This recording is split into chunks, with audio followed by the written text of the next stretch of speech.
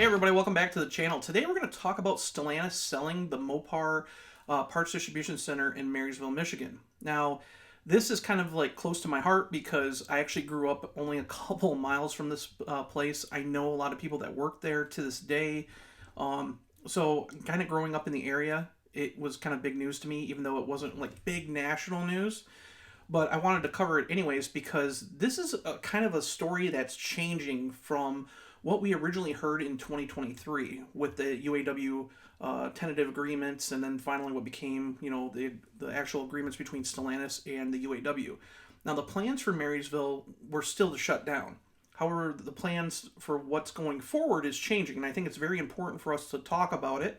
Talk a little bit about the Marysville Parts Distribution Center because there's a lot of history there, and talk about what's going to happen in the future. So, if you follow Mopar Insiders, you'll probably see that I wrote an article back in January, and basically, Stellantis sold the property that Mopar's headquarters and their Centerline Parts Distribution Center sits on in Centerline, Michigan. And it was kind of a big shock that they sold the headquarters for Mopar, the home of Mopar. And they're doing a lease back kind of thing right now. So even though they sold the property to Ashley Capital, they are actually leasing it back for probably about 2 years. I think it's 2027 is what they kind of agreed on. But they have an option for an additional year if they need it. So we're seeing what happened at Centerline happen at Marysville. Now, the interesting part about these two facilities is there was two different plans originally. So if we go back to the UAW whole tentative agreement and stuff like that, you might remember the UAW was really proud of saying, hey, we saved Belvidere assembly plant from closing, okay? The Belvidere plant went idle in February of 2023, and that was a big key for the UAW to say, hey, we saved this plant. However, after the agreement was agreed upon by Stellantis and the UAW, Stellantis decided, hey, we're not moving forward with this Ram midsize truck, and plans kind of fell downhill quickly about the Belvidere plant.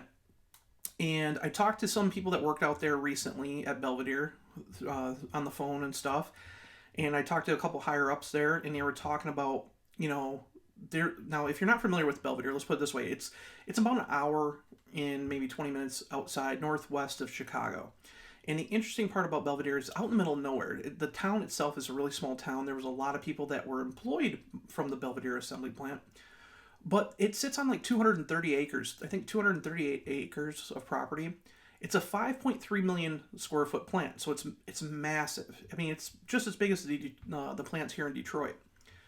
But during the whole agreement thing, they said, hey, we're going to build this mid-size electric truck, but we're also going to build a battery plant. We're going to spend $3.2 billion on building a battery plant, which is going to create 1,300 jobs there. And then they said, hey, we're going to build a parts distribution center, what they called a Mopar Mega Hub.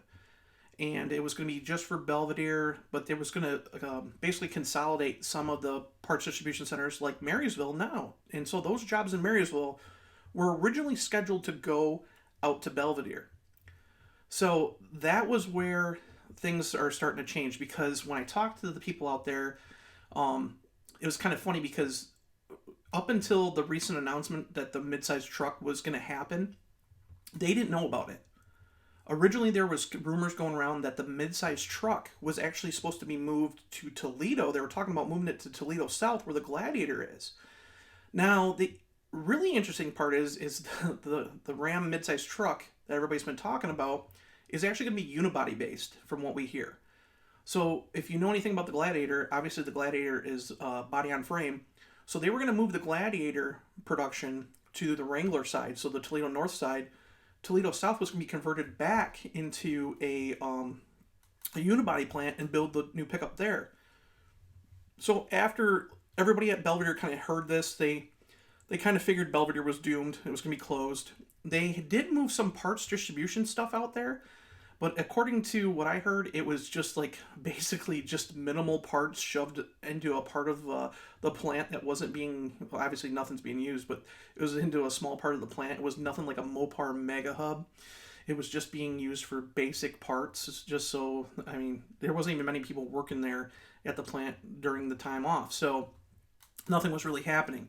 And a lot of the people that worked there were actually dismantling stuff and sending parts and stuff to Mexico so they can build the Ram 1500 light duty down there for export. So the plant was just like kind of like in chaos mode. But now with the midsize truck coming back, there's a lot of updates that have to go back into Belvidere, but none of those plans, from what we've heard, include a mega hub or a battery plant. So according to my sources, this is all that's going to happen is the plant is going to reopen.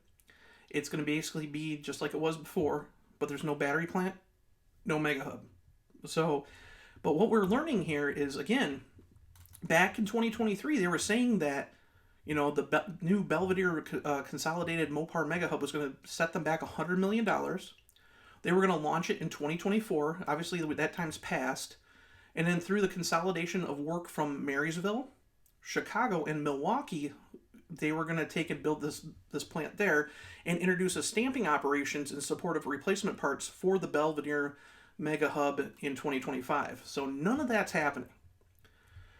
And then we've seen them also announce that there was going to be a $30 million investment they were going to launch in 2026 with a consolidation of work from Centerline, the Centerline warehouse and packaging, Warren, and the Sherwood basically parts distribution centers. And they were going to build a plant here in Detroit, or basically a hub here in Detroit. That is still happening. Now the jobs from Marysville are going to go to that actual operations. And what we found out is that Stellantis is actually looking at, now mind you, this lease back agreement for Marysville is just like Centerline. So they have the option up until 2027. If they can't, you know, find this new facility or get it done, they have one additional year to lease the property again so they can keep these jobs going. So nobody's losing their jobs. But what they're looking at is they're actually looking at moving or building an all-new facility out near Romeo, Michigan, another place where I lived recently.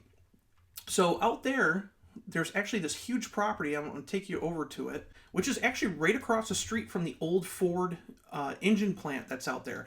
Now, the Ford engine plant was idled in 2022 in December. Now, if you're a Ford fan, that's actually a pretty historical plant in itself. It built Ford tractors before Ford sold it to New Holland, but it also built modular V8s. So it built the 4.6 liter engine for a lot of vehicles like the Lincoln Navigator, the Expedition, some F-150s. And it also built like the Ford GT V8 that was out there, the 5.4 supercharged, and pretty much any of your high horsepower Mustangs for the recent, like last 25 years, they were all built there. So like your GT 500, Mach 1, you know, even your Cobras, all the engines came from Romeo. So that's really interesting. But that plant's been idle. So you think they might be looking at that plant, but instead they're looking at the property south of it. And there's this huge chunk of property that's actually a piece of a farm property over here, and it's part of an old golf course. Now, when I lived out here, this golf course had just shuttered, and it hasn't been like active at least since like the mid 2000s.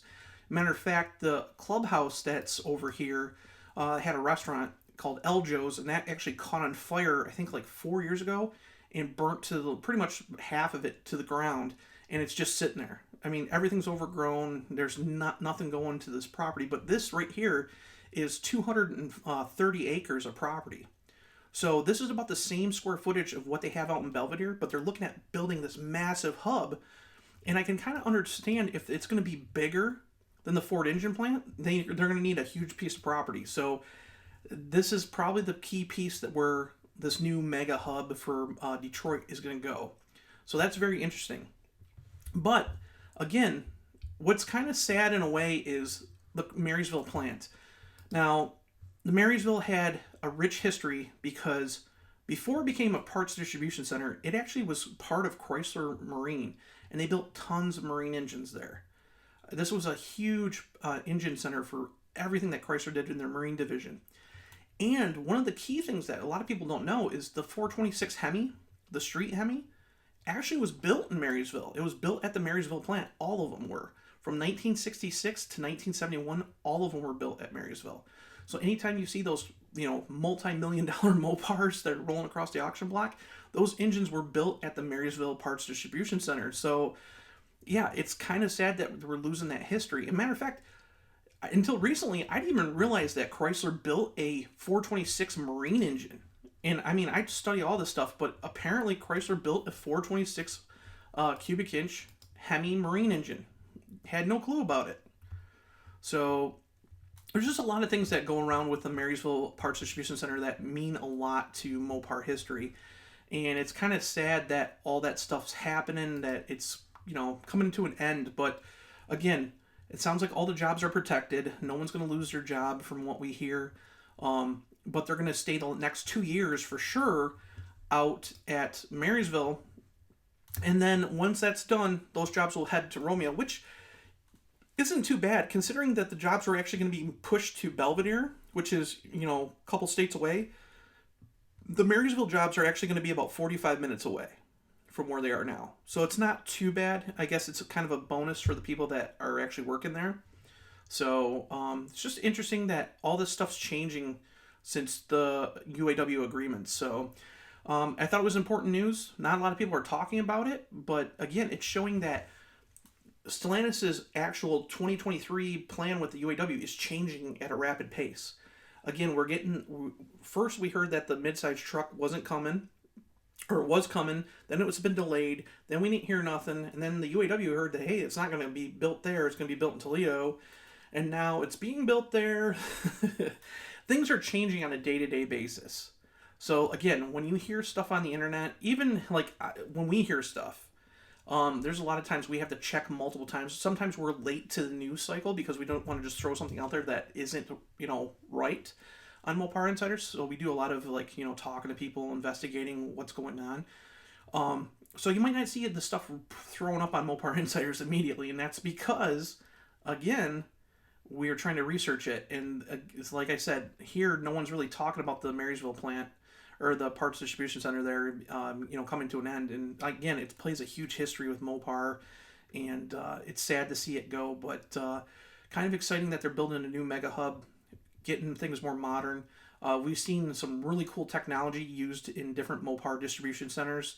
Like they just did one in Ontario, and it's all basically automated, and they can store more parts and get things done faster. So hopefully that kind of stuff will come to this plant. It won't necessarily cut back the jobs, but it'll make it so the process of finding parts and actually storing more parts will be a lot more easier for the Mopar brand to do. So, all right, guys, if you find this information, good and newsworthy, make sure to hit, subscribe and hit the like button. Helps me out on here. Make sure to check out Mopar Insiders on a daily basis. We got tons of news every day. There's 3 to 4 articles up there. And I'll see you in the next video. Bye.